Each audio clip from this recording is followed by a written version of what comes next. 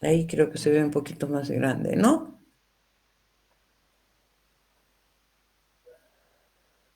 Ya.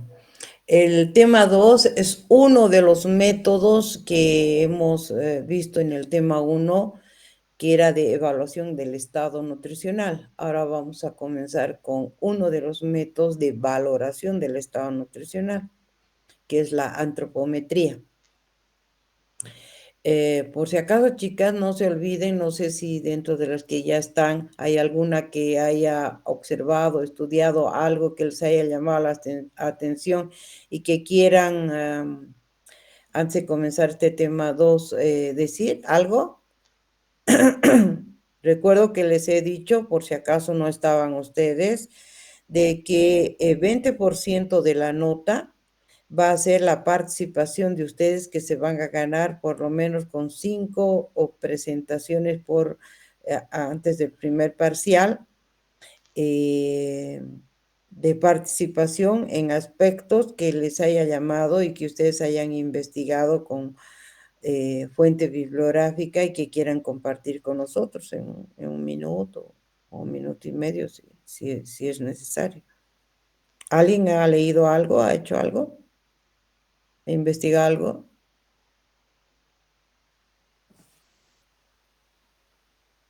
Bueno, parece que no, ninguna, pero por si acaso va corriendo eso, ¿no? Y otra cosa es que también les he indicado de que la guía de estas prácticas están a la venta, donde Nati creo que es la que vende las fotocopias de esta guía. Entonces, podrían comprarse, aunque en mi presentación pequeñas cosas he aumentado, pero ustedes podrían justamente aumentar eso poco que estoy cambiando si tuvieran la guía. Y tienen que hacer las tareas de cada guía. Bueno, en este el objetivo de la antropometría es que este tema nos lleva a dos clases, la práctica 2 y la 3. En la 2, lo que estamos haciendo en antropometría es indicar qué es antropometría y indicar las técnicas de medición o uso o aplicación de algunas medidas importantes, ¿no? En el tema 2 ya las medidas, por si acaso así sueltas, por decir 50 kilos o 40 kilos de peso o 1,80, 1,20, 1,50 de tamaño, no significan nada. Para que estas adquieran un significado, obligatoriamente tienen que volverse índices, y eso es la relación entre medidas, y por otro lado tienen que compararse con tablas de referencia, ¿no? Eso vamos a aprender a manejar y demás en la próxima clase. Ahora, como les está diciendo, el objetivo es aprender a medir correctamente diferentes parámetros de medidas antropométricas como peso, tallas, pliegues cutáneos, circunferencias, ¿no? Y por otro, saber interpretar el papel de la antropometría en la valoración nutricional. Para eso, empezamos indicando qué significa antropometría. Significa medir gente, en realidad. Antros es gente y metron medir, entonces significa medir gente. En términos más precisos, la antropometría, chicas, no voy a cortar mi presentación porque ingresen, porque les he dado el código de Classroom y también la otra forma para entrar, ¿no? Es que si voy a estar a cada rato, sobre todo a los llegatardes, porque si es antes de la clase, claro, yo les voy a hacer clean, clean, clean, pero si ya estoy con presentación es difícil para mí. Eh, como decía, en términos más precisos, la antropometría se ocupa de la medición de dimensiones físicas y de la composición del cuerpo humano. A través de mediciones no solamente puedo valorar el estado nutricional, sino también componer y analizar componentes corporales, como por decir contenido de grasa, contenido de masa ósea. Ya van a ver que existen fórmulas para que se podrían aplicar en base a mediciones. Las medidas en general varían según el sexo, ¿no? Hombres y mujeres no somos iguales, entonces estas mediciones antropométricas pueden variar, ¿no? ¿Sabían ustedes que las mujeres tenemos más grasa que los hombres, entre comillas, ¿no? Porque la mujer es la que perpetúa la especie. Es decir, la grasa, no solamente para que nos veamos más curvilíneas, sino porque eso permite resistir más tiempos a cualquier momento de carencia, ¿no? Y por eso es que la mujer sobrevive más que los hombres. eh, Estas medidas varían entre hombres y mujeres a través del desarrollo normal del individuo ante diferentes estados nutricionales o estados patológicos. Es por esto que el conocer determinados índices antropométricos nos aportan información valiosa también sobre el desarrollo normal o patológico de los individuos. Es otra de las razones del uso de la antropometría. ¿Sabían ustedes que antes de nacer, imagínense, antes de nacer, ya se ha formado definitivamente el sistema nervioso, sobre todo el cerebro? Y muchas veces nosotros, sobre todo las mujeres, no le damos el valor y la importancia de una buena nutrición en esa etapa de gestación. Por X y motivos, muchas veces se descuidan y no se alimentan correctamente cuando es una etapa crítica y es re importante para el futuro de ese niño. En las mediciones antropométricas se miden puntos anatómicos, pliegues cutáneos, perímetros, diámetros, longitudes, alturas, peso, talla, y luego después se transforman en índices, ¿no? Índice de masa corporal media o otros tipos, índice de cintura-cadera, que es la relación ya entre medidas, que eso lo vamos a ver la próxima clase.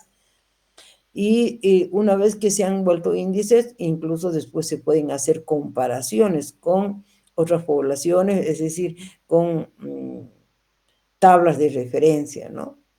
Y además también nos permite ver composiciones corporales, por ejemplo, el porcentaje de grasa total, de masa magra o masa ósea y demás, pero eso se hace, incluso podemos suplir algunos equipos caros como es la resonancia magnética o la tomografía computarizada para llegar a conocer el contenido de masa magra o masa ósea total solamente utilizando medidas, ¿no? Por eso se dice que la antropometría es un método accesible, económico y además no invasivo, ¿no? Algunas de esas fórmulas vamos a tener también en el tema número 3, ¿no? Después, por ejemplo, medir la reserva de grasa debajo de la piel a través de pliegues cutáneos, en vez de utilizar métodos de bioimpedancia eléctrica, que es, digamos, un equipo especial que hay para medir contenido de grasa, ¿no?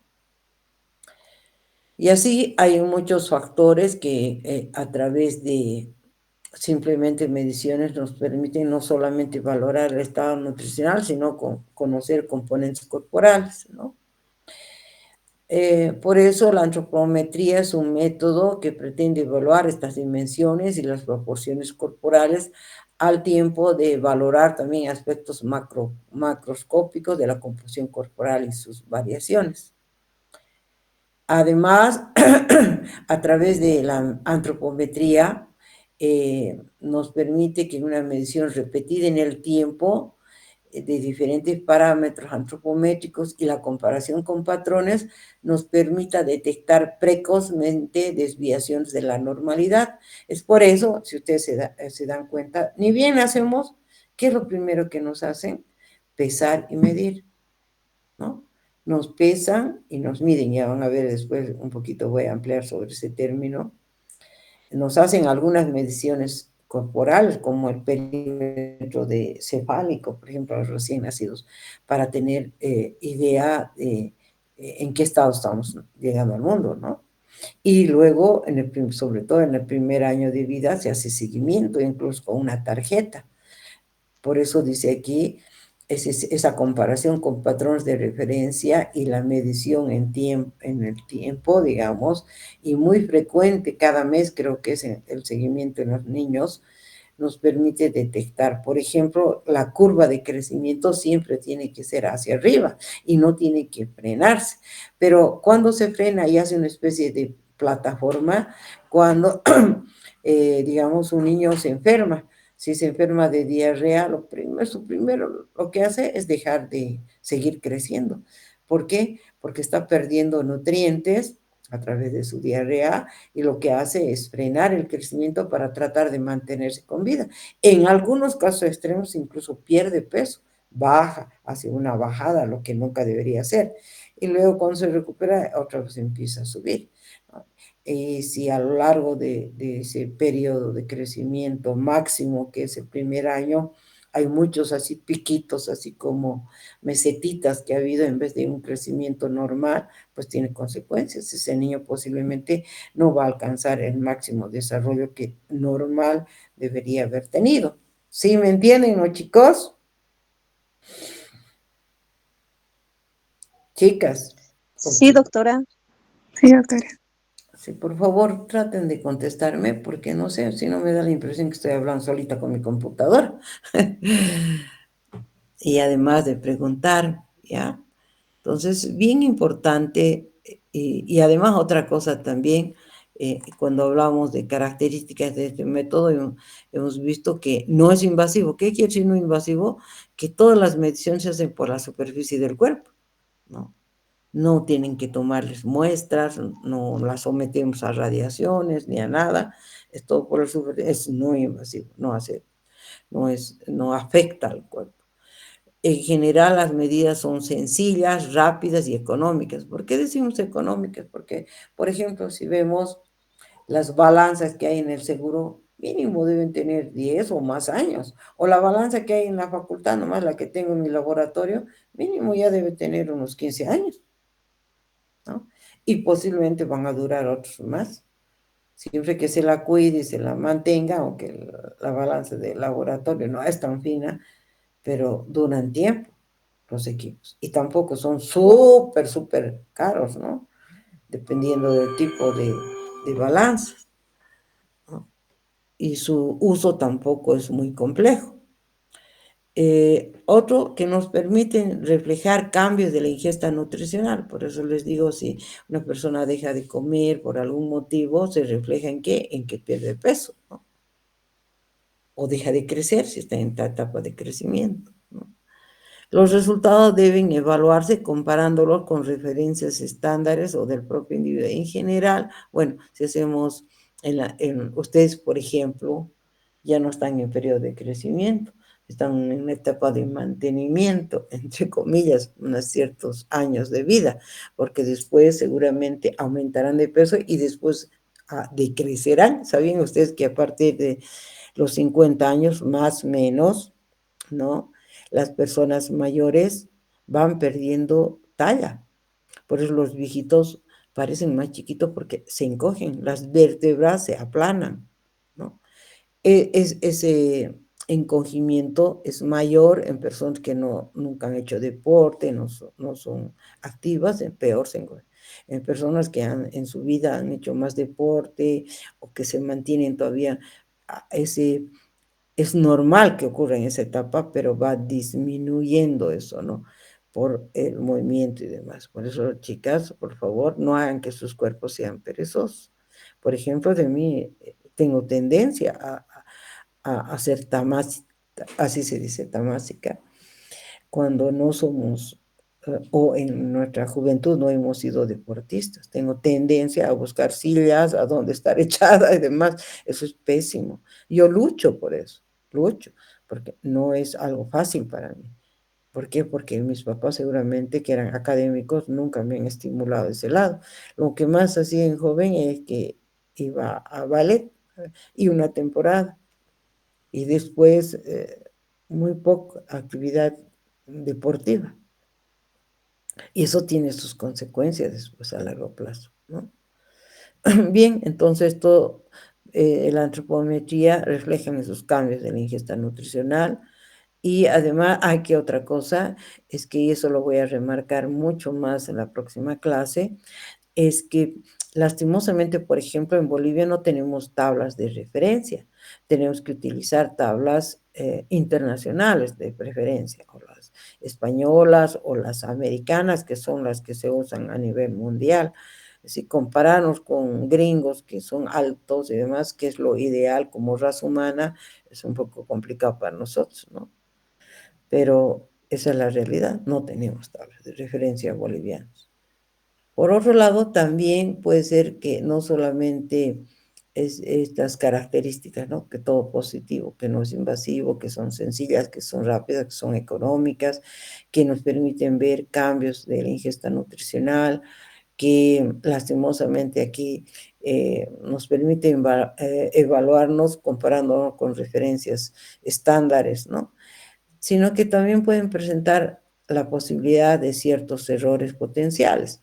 Este quizás es el más difícil porque incluye la inexperiencia del examinador, es decir, que no hagamos un correcto seguimiento del protocolo para pesar, medir o realizar alguna medición de pliegues o circunferencias que no tenga la capacidad, digamos. Otro puede ser la falta de cooperación de la persona, es decir, que la persona no se pare correctamente a pesar de las explicaciones, o que no se pueda parar, no sé, que haya alguna falta de cooperación. O que también es muy frecuente, es que haya, que estemos utilizando equipos no calibrados o dañados, donde el valor no sea el correcto de esa medición. Como muchas veces ocurre, hay balanzas descalibradas en algunas farmacias o en la calle, te subes y te hacen disminuir o te hacen aumentar más que lo que realmente tienes, no son confiables, ¿no? Aquí también, cuando hablamos de inexperiencia, pueden haber otros factores como, por ejemplo, errores de typeo al registrar los datos. Por ejemplo, en el seguro, entre dos generalmente trabajan las enfermeras. Muchas veces se estaturan o están cansadas, le dicta, pesa 70 kilos y la otra no, 77 aumenta, ha colocado en el registro. No puede haber esas equivocaciones. ¿Por qué no? Otro es que haya alteraciones por patologías, es decir, si una persona tiene retención de líquido o por algún problema X de salud, no es su peso real, por ejemplo, ¿no?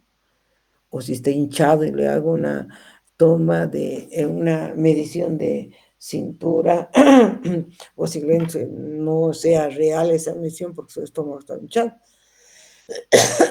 ¿no? Entonces, o las referencias estándares pueden no ser las más apropiadas, es decir, que no sean las correctas, ¿no? ¿Alguna duda hasta aquí? No, Jóvenes, no, doctora. ya. Por favor, traten de poner atención. No me pongan en modo grabar o no sé qué ponen ustedes. Protocolo de medidas antropométricas. Ahora vamos a ver cómo es o cómo debería ser la medición del peso, ¿no? Depende si somos adultos o somos niños. Por ejemplo, las básculas en adultos son, por ejemplo, en este caso hay la figura 1, A y B. En la A sería una báscula de piso. Generalmente estas son más familiares, individuales, no son muy exactas muchas de ellas. Hasta en la calle hay algunas veces estas basculitas, ¿no? Y otra es la de plataforma, que es la que tienen ustedes en el seguro, estas de plataforma donde aquí arriba se registra la pesada. De todas formas, por ejemplo, en este ejemplo, lo que vemos aquí es que la persona que va a subir a la báscula lo haga mínimamente sin sus zapatos, ¿no? Y además, sobre todo en zonas hospitalarias, las personas se pesan sin ropa, ¿no? Aquí tienen una ropa ligera, pero si tuvieran una chompa o un abrigo, pues les dicen que saquen y queden con lo mínimo de ropa, ¿no? Y además, la forma en la que se paran en la báscula es con la mirada perpendicular a la posición, los brazos sueltos, y él no debe moverse, no inclinarse para hacer la lectura o moverse o darse la vuelta para ver cuánto está pesando. Quien lo realiza será otra persona y él mantendrá esa postura. Además de que hay ciertas condiciones, por ejemplo, de que por lo menos 12 horas antes de la pesada no haya consumido alimentos y se recomienda incluso después de evacuar, ¿no? Entonces, eh, son las sugerencias que se hacen para tener un peso lo más exacto posible. Y las básculas de los niños son como platos. Aquí no tengo una figurita para mostrarles, pero seguramente algunas de ustedes ha visto o sería bueno que después busquen básculas para peso de niños en internet, van a aparecer un montón, ¿no? Entonces, estas básculas generalmente tienen una colchoneta porque son metálicas, son frías, pero ya están calibradas, es decir, ya han tarado en cero, a pesar de que tienen esa colchoneta ahí arriba. Y a los niños de preferencia se los pone desnudos o solamente con su ropa interior o un pañalito, ¿no? Para tener el peso mucho más exacto y sin tocarlo, ¿no? Aunque llore un ratito, se lo deja ahí. Algunas veces también se pueden utilizar arrobas, tipo esos ganchos, y en un aguayo que también ya esté, eh, digamos, disminuido el peso de la tela o el aguayo que se va a usar, ahí se coloca al niño y como si fuera una, un alimento se lo pesa con la romana. Eso ocurre sobre todo en el campo cuando no hay otro instrumento de medición para niños. La talla, por si acaso, la talla es diferente a lo que se conoce con el nombre de altura. Una cosa es talla y otra es altura, ¿no? La talla es la distancia entre el vértex de la cabeza, es la base de la cabeza, y la planta de los pies. A eso se llama talla.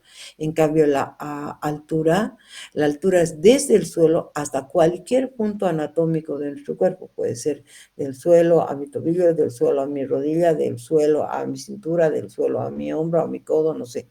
Hay varios tipos de posiciones, ¿no? Eso es la altura, ¿no? Que es distancia entre un punto anatómico y el suelo, que se da en centímetros, ¿no? La medición debe ser precisa, no debe variar más de 1 milímetro el instrumento que estemos usando para realizar la altura. En cambio, la talla, ya les he dicho, es desde el vértex hasta la planta de los pies. La posición debe ser correcta para que realmente haya una buena medición. El sujeto, si es un adulto o un niño ya grande, debe estar de pie, descalzo, con la espalda, los glúteos y talones apoyando al plano vertical del tallímetro, es decir, pegado, ¿no? Ahí. Pero tienen que tratar de hacer coincidir los glúteos, espalda y la parte de atrás de la cabeza, ¿no? Y además también, ¿qué quiere decir plano de Frankfurt? Es la mirada perpendicular a la posición de su cuerpo, ¿no? Y con la máxima inspiración, bien recto, se debe bajar, porque los tallímetros tienen una tablita que sube y baja hasta el vértex de la cabeza, indicar al sujeto que salga y luego hacer la medición correcta, ¿no? Seguramente les han medido en el seguro, no sé si lo han hecho con todas las especificaciones que deberían hacer o algunas veces por rápido no lo hacen como deberían. Es complicado cuando me tomamos la talla en los recién nacidos o en los niños pequeños, que ustedes saben que después de nacer le entregan una ficha, perdón, de control. Cada mes se le llevan al médico para hacer el seguimiento y desarrollo a través de peso y talla nada más. porque es un periodo de máximo crecimiento. Eso yo les doy en el tema número 1. No, no, en el tema número 2. Ya estoy empezando, me toca este viernes la clase número 5. No sé cómo estarán ustedes en teoría. ¿En qué tema están en teoría? Chicas, ¿me escuchan? Sí, doctora, se escucha. ¿En qué tema están ustedes en teoría? Todavía no hemos pasado clases, creo. O una clase hemos pasado de ¡Uy, qué presentación. barbaridad! No sé qué estará pasando. Porque conmigo ya han hecho el tema 1, que es introducción a la nutrición. Después hemos visto el tema número 2, que son el contexto, es decir, el estudio del cuerpo humano a nivel anatómico, molecular, los periodos de máximo crecimiento, etcétera, etcétera. El número 3 es tubo digestivo. El 4 hemos visto el tema de microbioma, que también va a, y recién voy a empezar, ya sería el tema número 5. Este viernes. Están muy atrasadas, chicas. Qué pena. Qué pena porque yo voy a hablar siempre de esa dificultad con Alejandra, porque después en las prácticas yo estoy hablando de una cosa que supone que ustedes ya saben y no han visto. Voy a preguntar qué está pasando, porque las clases virtuales no tendrían por qué suprimirse. No sé qué está pasando. Bueno, ni modo, ¿qué vamos a hacer? Entonces, hasta aquí no hay ningún problema, ¿no? En altura, que sería la distancia entre el punto anatómico y el suelo. Ahora, los pliegues cutáneos. ¿Qué es un pliegue cutáneo? ¿Quién mide? Con el pliegue cutáneo lo que medimos es la doble capa de piel que tenemos y la grasita que está debajo de esa piel, ¿no? El tejido adiposo subcutáneo es lo que medimos. El instrumento que se utiliza se llama plicómetro y se mide en milímetros. ¿Cómo se hace? La lectura que voy a mostrarles. La medición del pliegue cutáneo se puede hacer en diferentes partes del cuerpo. Por ejemplo, aquí es el pliegue cutáneo bicipital. Este es el plicómetro. Este instrumento parece como una pinza que agarra, y les voy a explicar. El que vamos a hacer en clases es el tricipital. Este es el que hacemos. Tenemos el instrumento. De mí no es negro, es blanco, pero es lo mismo, ¿no? Entonces, ¿cómo se debe hacer? Por ejemplo, si tuviéramos que medir el pliegue cutáneo tricipital, primero tengo que encontrar la parte media donde voy a tricipital, que es esta parte de atrás del brazo. Entonces, se le pide al paciente que doble su brazo y se mide desde el acromión hasta el huesito del codo, ¿no? Así doblando. Una vez que he hecho esta medición con una cinta métrica, la doblo para encontrar el punto medio.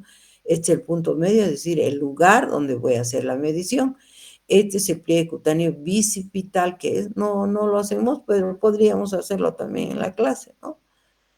Porque no es muy difícil en el brazo. Bueno, ustedes no se van a desnudar de esta manera, ¿no? Pueden tener, solo ese día, si hacemos las mediciones, van a ir con una polera, o si llevan chompas de sacarse y queden con la polera, y que se puede recorrer esta manguita corta de tal manera que dejen su brazo al descubierto.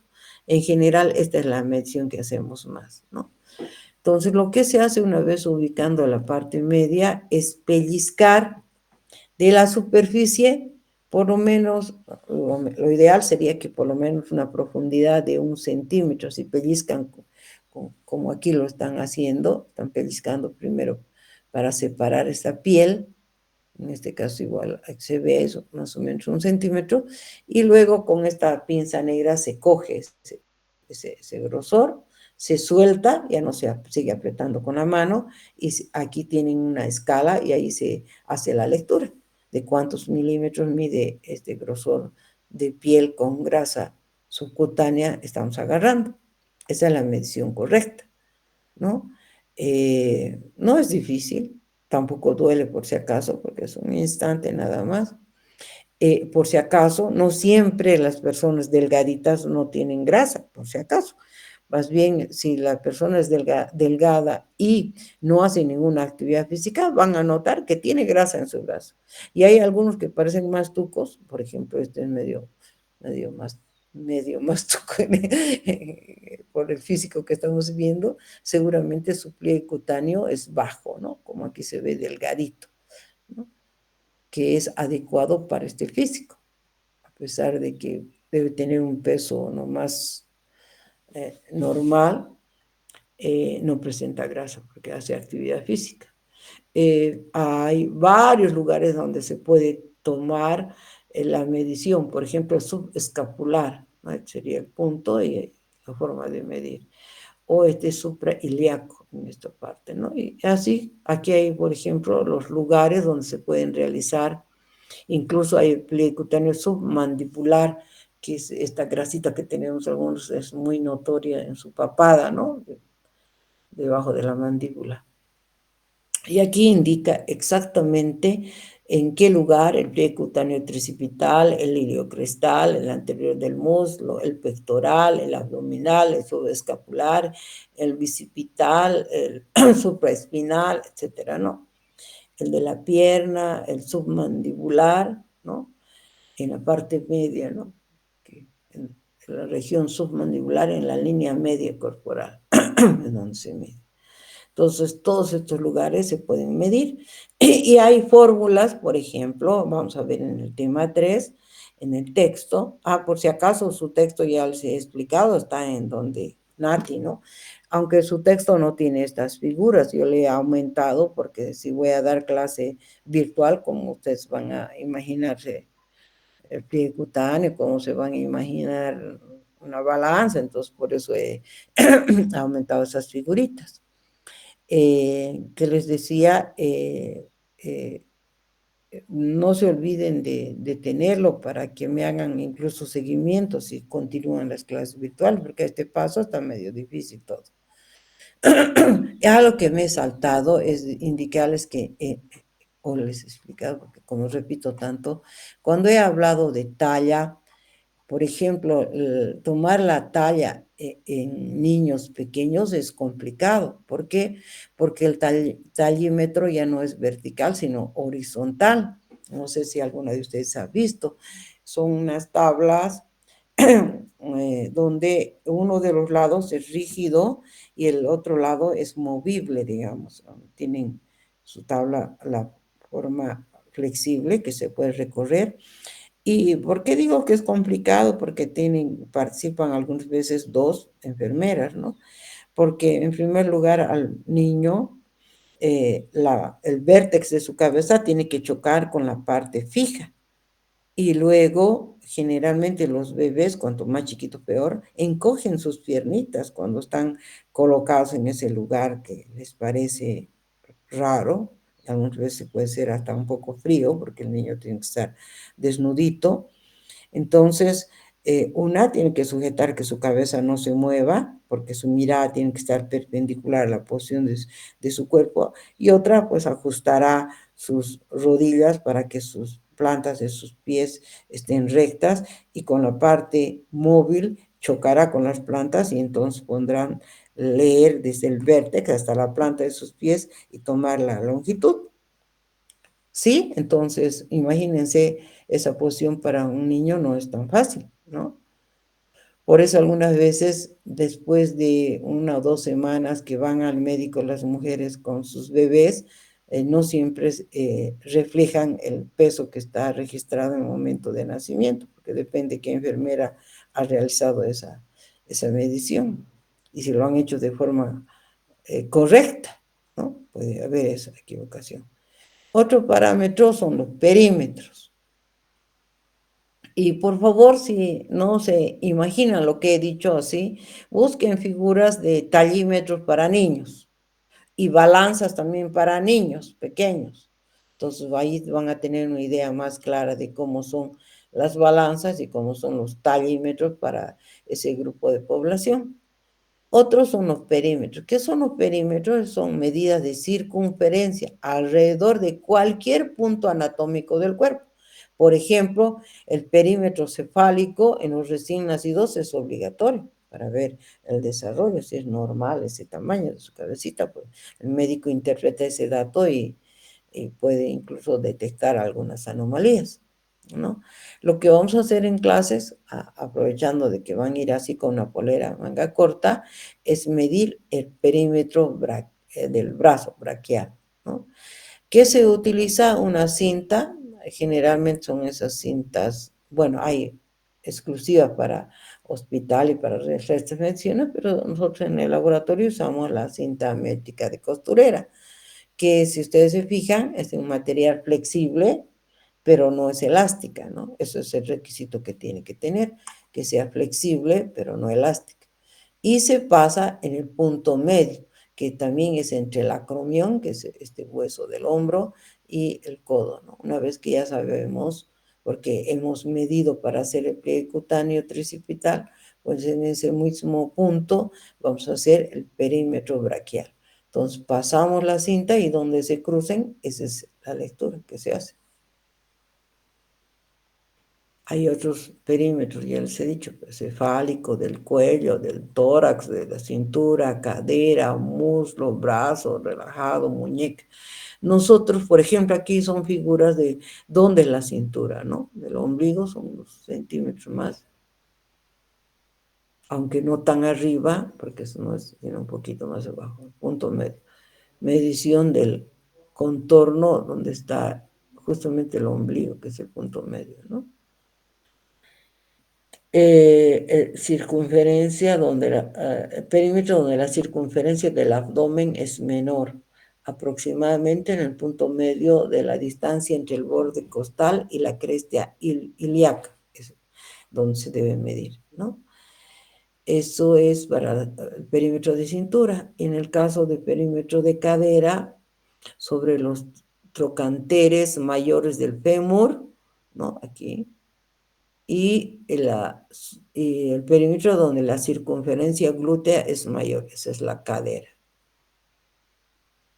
¿no?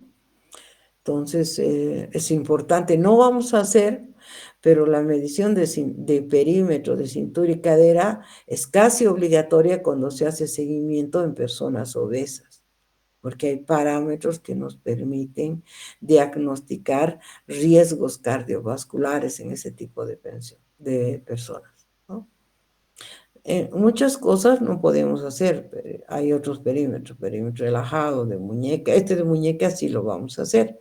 ¿Dónde se realiza? A ver, tóquense su mano y van a ver que terminando la mano hay un huesito sobresalido, en algunos muy sobresalido, en otros menos sobresalido, pero hay un hueso ahí.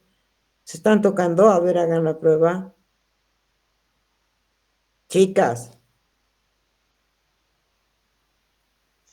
¿han Sí, ubicado doctora. ese hueso? Pasadito ese hueso, no encima del hueso, sino pasado hacia el brazo, ahí es donde se realiza la medición de perímetro de muñeca, no encima del hueso, sino bajo el hueso, que es coincidiendo con la mínima circunferencia del antebrazo. Ahí comienza el antebrazo, ¿no? En realidad, ya la articulación está al finalizar en el medio del hueso, pero no se mide encima del hueso, sino debajito. ¿Está bien? Y los diámetros, aunque esta medición de diámetros no la hacemos porque no tengo el instrumento, nunca lo he usado, sería deshonesta decirles. Generalmente este instrumento es como un compás porque mide la distancia entre dos puntos anatómicos. Eso lo hacen en centímetros. Generalmente lo utilizan ¿qué se llaman los de los huesos? Los médicos, se me ha ido, ¿qué se llaman los médicos? Traumatólogos. Traumatólogo.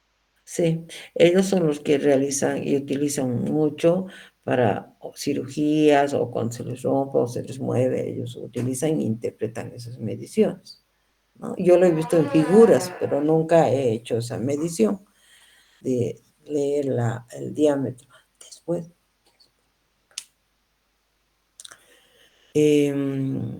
Aquí tienen ustedes el lugar exacto de algunos diámetros, como el bicondiloideo del fémur, ¿no? El de la muñeca, etcétera. Pero como no tenemos este instrumento, esta medición no realizamos de diámetro. Los demás sí vamos a realizar. Ojalá podamos volver. ¿Hasta aquí alguna pregunta? Ninguna, doctora. Ah, qué bien. Bueno, en el trabajo, como les decía, ustedes van a hacer las mediciones antropométricas de todos sus compañeros en pareja. Van a hacer este gráfico en la pizarra y van a anotar los números, digamos 1, 2, ustedes son 16, creo, o 18 en este grupo, no recuerdo. El sexo no interesa el nombre, ¿no? La edad, el peso, la talla, el perímetro de... No vamos a hacer perímetro de cintura-cadera porque no disponemos de una gaveta, de un gabinete para que ustedes realicen en privado esto, ¿no? Entonces vamos a hacer perímetro braquial y perímetro de muñeca, esos dos sí vamos a hacer, además del pliegue cutáneo, tricipital, que es el que vamos a hacer. Pliegue cutáneo tricipital y perímetro de brazo y perímetro de muñeca, ¿está bien? Y con esos datos, con estos datos nos van a servir para analizarlos en el tema número 3. Además, esto es, sigo manteniéndolo, porque en realidad esta cinta antropométrica quizás algún día podrían utilizarla cuando vayan a hacer su año de provincia en lugares muy alejados donde no tienen acceso a otras herramientas. ¿Qué significa? Hace muchos años salió un programa que empleaba esto. Es una cinta, es para niños, incluso nos permite evaluar ya el estado nutricional en niños menores de, no sé, entre 3 o 5 años. Eh, es una cinta hecha igual que en las cintas métricas, de un material que sea flexible, pero no, que no se estire. En este caso, esa cintita no tiene números. Lo que tiene son dimensiones correctas al elaborar, que se elabora de la siguiente manera. Desde el extremo que comienza, se miden 12 centímetros y eso debe ser de color rojo. Luego le continúa 2 centímetros más, pero de color amarillo, y otros 10 o 15 centímetros de color verde, ¿no? No se deben anotar las longitudes, solo lo que a simple vista debe quedar como rojo, amarillo y verde, solo que las dimensiones deben ser exactas, 12 centímetros, 2 centímetros y luego el tamaño que quieran, generalmente máximo unos 15 centímetros, que no van a usar todo. Entonces, se encuentra el punto medio del brazo, también entre el acromión y el codo, el hueso del codo, y luego se pone el brazo relajado, porque se han fijado, el brazo de cuando se medía el perímetro tenía que estar relajado, y se pasa alrededor de ese subbracito con la cinta. Si el vasito queda en la zona roja, es un niño desnutrido. Si el vasito queda, cuando ustedes hacen pasar en el lado amarillo, es un niño en riesgo de desnutrición. Y si ese bracito llega a la zona verde, es un niño sano. Entonces, simplemente con ese instrumento tan simple que es la cintita tricolor, uno puede, no con presión, por supuesto, ¿no? Precisión, sino eh, una evaluación que tiene interés, que sería ver eso, ¿no? ¿Qué les parece?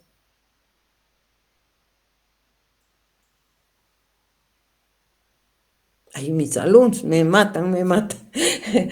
Espero que la próxima clase cambie un poco eso, por favor, que haya más participación de ustedes, porque a mí me encanta el ida y vuelta.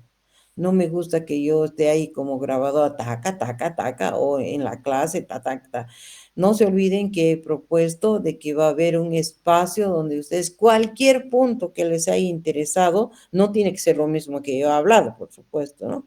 Que lo investiguen, que tengan unas 2, 3 fuentes bibliográficas habilitadas y que puedan compartirnos en un minuto o el tiempo que necesiten sobre ese aspecto, lo que han investigado y nos lo comuniquen en el grupo, va a ir ganando puntos hasta un máximo de 20 y bueno, los que nunca participan pues van a dar su examen sobre 80.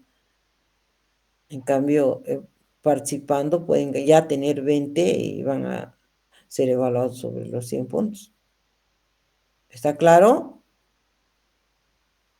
Así que obligadamente tienen que empezar a desempolvar y mirar. Tienen el tema 1 y el tema 2 ahora, ya que nadie ha participado. Luego el 3 dice, le corresponde al alumno registrar cada una de las observaciones que realizó en las mediciones, entregar un reporte de la práctica donde se discutan los resultados en base a los conocimientos de la fisiología, las ventajas y limitaciones de las técnicas que van a emplear y sacar sus conclusiones. Aquí les he añadido también, eso no hay en la guía, lo voy a pasar esta vez, las modificaciones, la bibliografía que ustedes pueden consultar también. ¿Está bien? Está ahí nomás eso.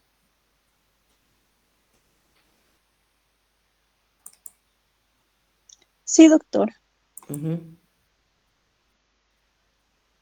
Entonces, habían aumentado. Chicas. Voy a volver a tomar una fotito, pero por si acaso no va a valer lo mismo que las que han estado desde un comienzo. Yo he comenzado la clase 9:04 y casi 5 minutos. Como es virtual, no deberían llegar tarde.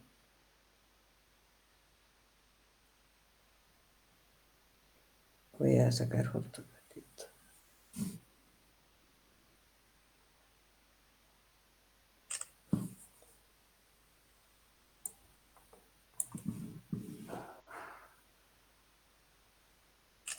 Ya. ¿Hay alguna pregunta? Señoritas.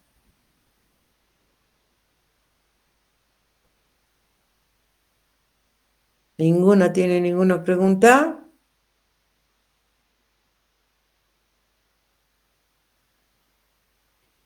Bueno, entonces si no hay ninguna pregunta y todo está entendido, nos vemos la próxima semana. Hasta luego, señoritas.